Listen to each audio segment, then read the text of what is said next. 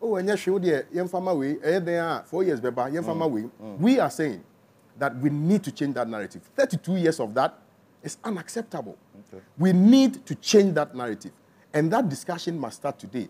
I hear a lot of people have called me, many, thousands of calls. To be honest, thousands of calls. Some professors, some doctors, some police officers, some lawyers, some teachers, some musicians. Tiny, salute you. He called me, congratulated me, right? And in all of that, one thing was clear. You don't mention me. Giovanni. Oh, Giovanni. I've been here with a mid-self. And that's the insert time for the editors. I edit myself. I agree. In all of this, one thing has become very axiomatic. Now, what has become axiomatic is that the younger generation of this great nation called Ghana have decided that they want to see a new government. Okay. Now, it starts with me. I was a youth activist, and I didn't just limit my activism to lamentation. I have taken a bold step. To stop up. And that bold step, to me, should be a symbol that you sitting at home, the young person with dream, but without the appreciation of achieving that dream, should also take that step by simply just voting. After all, it's 4 years. If our government comes into power and is unable to deliver, you still wield that power, that pride to change our government. So it is not, a situation that is etched in stone. Give us the opportunity. Right. If we are not able to deliver, you kick us out. It's as simple as that. But I want to assure and give confidence to the young people of this country that our time is now. Our time has arrived.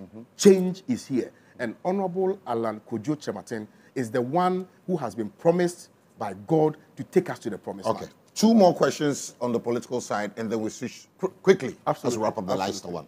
What do you tell people who say a vote for Alan and you is voting for the NPP Pro Max Annex B? Okay.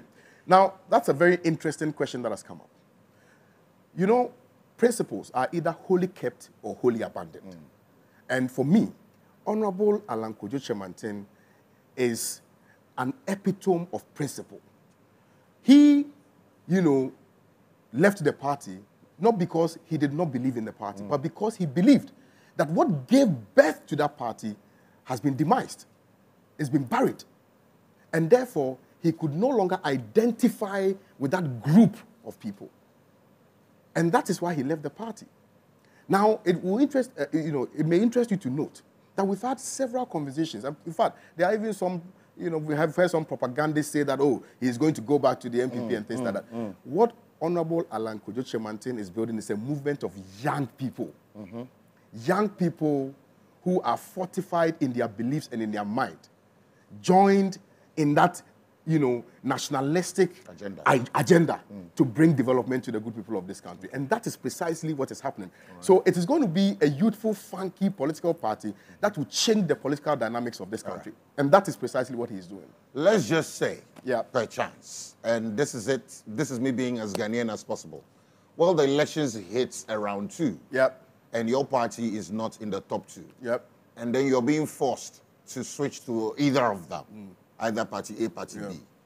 Where is your heart likely to? I do not even want to get there because it's not going to round 2. Alan is winning this elections. Hands down. Honorable Alan Kojo Chematin, Giovanni. Yes, sir. I promise you, NPP will not get 20% of the vote.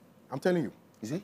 I'm telling you. I'm saying that based on the plethora of things which have happened in this administration, I can confidently conclude, and based on the research we have done and the data in our possession, I can confidently tell you that Ghanaians have had enough of the NPP. And all those who traditionally would have voted for the NPP because they want to demonstrate their resentment against the NPP, they are voting for Alan Kojo Chematin. I am telling you that NPP will not get 20% of the vote. 20% of the vote. They will be lucky to get 20%. That's an all-time low. I am telling you. 20%. 20% of the vote. And you see, people just think that, it's just talk show. We're just talking. You have done your research. But it takes me, it takes you, it takes all of us to change that status quo. We need to change it, Giovanni.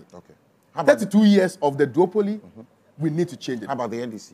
What development? You mentioned the NPP not getting more than 20%. I mean, they are also asking for change. And the conversation has really been about NDC, MPP, NDC, MPP, Okay. as if to say that Movement for Change, MFC, doesn't stand a chance. And I'm just trying to tell you that amongst the people who are asking for change, perhaps the conversation, the narrative will now, shift. How much change are you bringing? Absolutely. Yeah. How much change are you bringing? Okay. We are bringing 100% change. Let me tell you something. Okay. And why I decided to work with Honorable Alan Kojo Chemantin. When I presented the policy to him, the Ghana Rural Grasp, yes. Grasp. He read it and he said, Kwame, send this document to me. We need to do something for the aged. Giovanni, we are all young, but we will grow someday. We are growing, my brother. We are growing someday. Now I'm gray. My brother, you are all gray. We will all grow up in this country. We will all, get into the space of the octogenarians and septuagenarians, right? And through no fault of ours, because of the kind of system that we have, we will not be able to retire comfortably. True. Now, Honorable Alan Kojo Chemantin, by adopting this policy, is saying that when you are above 65 years, we are going to create a special national health insurance scheme targeted specifically to the aged. For the aged. You're defining aged by those above 60? 60, yes, 60. Okay. You understand? Right. So that's what he's saying. And of course, we're going to implement that in phases. So we'll look at the rural communities first. Okay. Because, through no fault of theirs, they are deprived. So Honorable Alan Kojo Chemantin is saying that he's going to focus more on the rural communities, the aged, and also their basic health needs. So he's going to target that. And then on top of that, the icing on the cake is that he is also going to make sure that he provides some stipends. When you live in a village and somebody sends you 100 Ghana cedis, Giovanni, it means a lot. It means a lot. So beyond, they don't need much. They don't need much. They just need that reassurance or that reassuring from the country that after serving this country all these years, at least the country cares for me. And then it will also give confidence to the young people to continue to work hard for the country to develop. Right. That is the most important thing. I mean, if you look at the middle sector, and I'm ending on this note. Yeah. When this administration took over, they took some decisions. Yeah. The banking sector and all of haircuts. that. I'm a young person, Giovanni. A lot of my young people, a lot of my peers who were in the middle class belt are no longer in existence. They've wiped out the middle class. So you remember, when we were in the university, after, when you're about completing, where do you want to go? Charlie, some bank, some microfinance, Charlie, be there. And you see, what that did was that it created a buffer. So when you are gainfully employed in that sector, and you are paid, you would invariably also take care of your extended family because your grandmother will be in the village. So at least every month, you go send them something small. Your kid sister will be preparing to go to school, the university, whatever. At least they will fall on you, Giovanni, as the big brother who is working in the bank to also help support the house or the family to pay for the school fees or buy provisions. All those things are no longer in existence by reason of some decisions which were taken by this administration. Now, that whole sector is gone. Do you understand what I'm saying? Yeah. So we need to be deliberate and intentional about bringing back the middle class. Countries such as Rwanda, which in 1994 had nothing to write home about, are deliberately and intentionally building their middle class.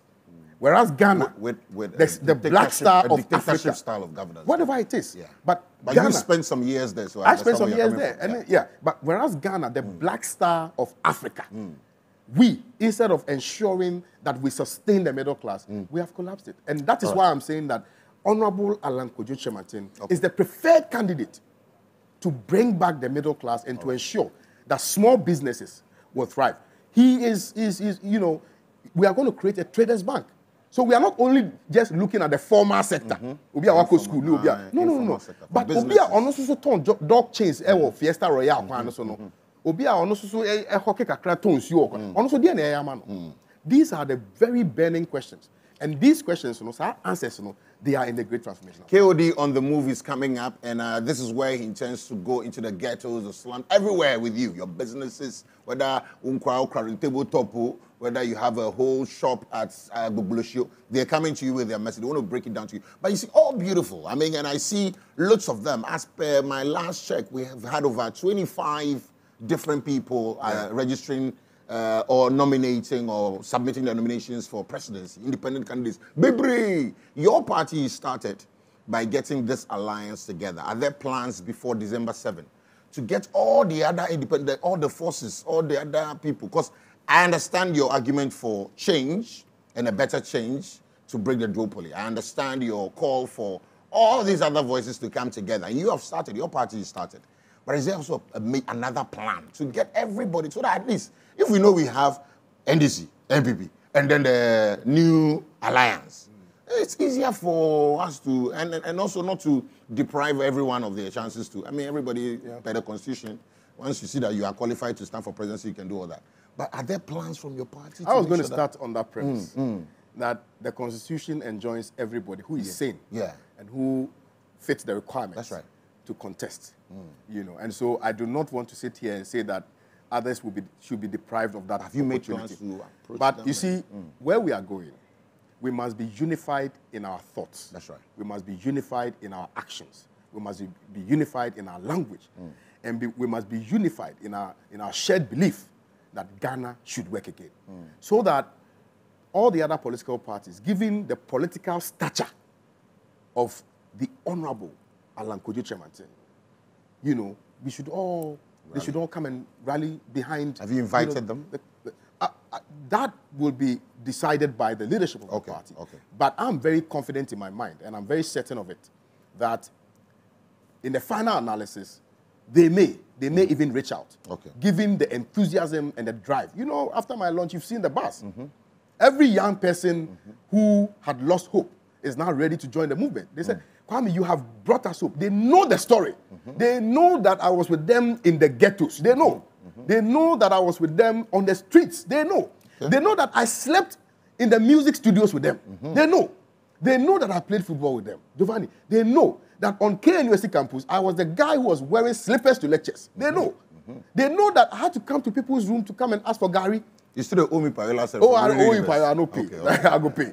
You know, so that is the story of Kwame Owusu-Danso. And that is the story of many Ghanaian youth in this country. And we are saying that Honorable Alan Tremantin, by reason of nominating Kwame Owusu-Danso, who is theirs, that perception ought to change. And we must make sure that we bring development, real, tangible, concrete, practical development to the youth of this country.